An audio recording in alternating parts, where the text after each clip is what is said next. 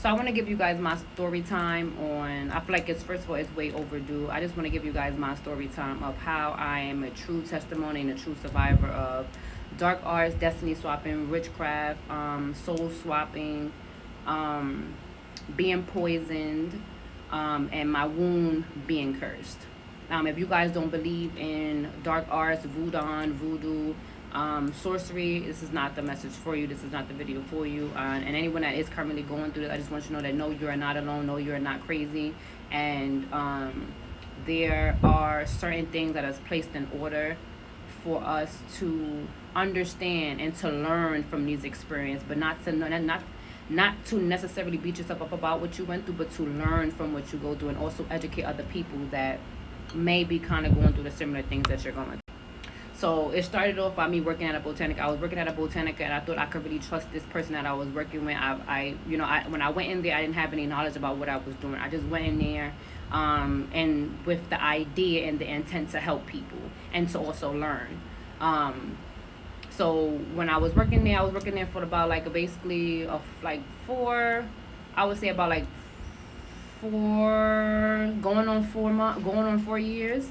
But this is when the break through or the exposure happened. I guess in like the third year, when I didn't know that I was in a dark, basically in a dark cult, and I was being sacrificed behind the scenes while I was there. Um,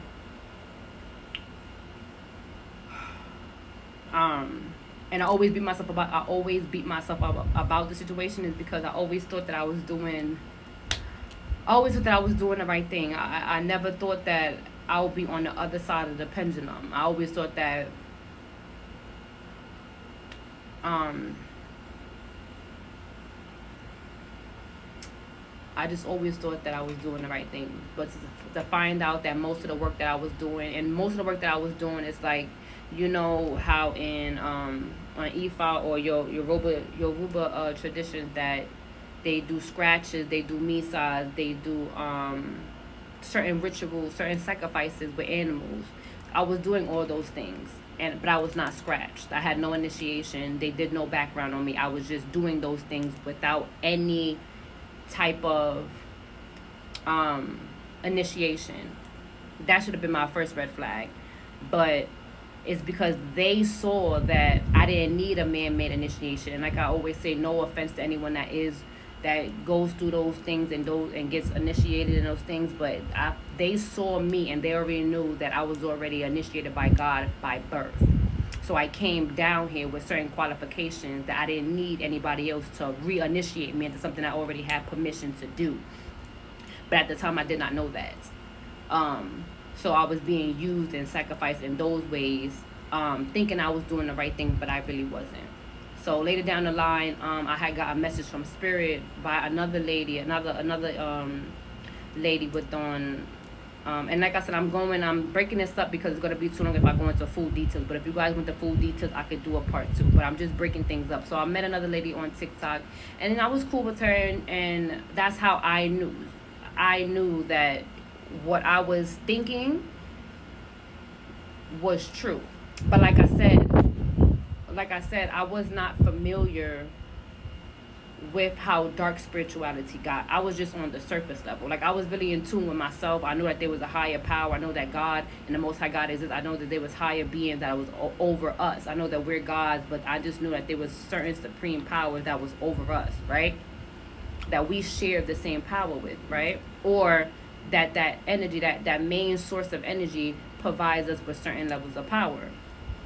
But I did not know that it was so dark, where dark arts was involved, witchcraft was involved, spells and sorceries. I was not educated in that aspect. I just thought that there was some good people out there, but there was some bad people out there. Like, and bad when I mean like I was so oblivious, I was so dumb, I was so ignorant that, oh no, bad people, like, oh, they steal, they lie, they kill, destroy.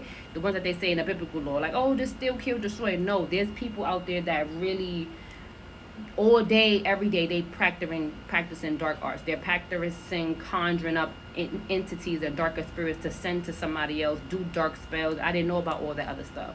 So when I started working at this botanica, I was never taught anything. by listening, by watching, by observing, by paying attention. That was how I was able to pick up certain things about what was happening, but I was never taught. And I always thank God for that discernment. I never labeled it as discernment at the time because, like I said, I wasn't into spirituality. I'm a 9 to 5 girly. I'm living my life oblivious. I'm out. After work I go out, have a little drink. Like, I'm just living in the worldly world, not connected to the spiritual world. But I do know that I pray to my God. I have a God, I Most High God. But I was never in tune so deeply to spirituality. So back to what I was saying. Basically, so the young lady was basically, it's like my spirit. I put a comment in there, like she was asking us to. Let me slow down. She was asking us to, if we have any comments or any questions, put it in the comments. So I had stated something because at this time I felt discombobulated. I felt like there was something happening to me, but I could not describe what it was. So I put it in the comments, and then it's like my spirit mounted her. I'm talking about, I'm on TikTok. The same way how I'm on here like this, I'm watching a reader, and it's like her whole spirit and her whole demeanor changed. She was like, I told you to leave that place. Why are you still there? You talk about you're going to get up and you're going to move. You're going to find changes.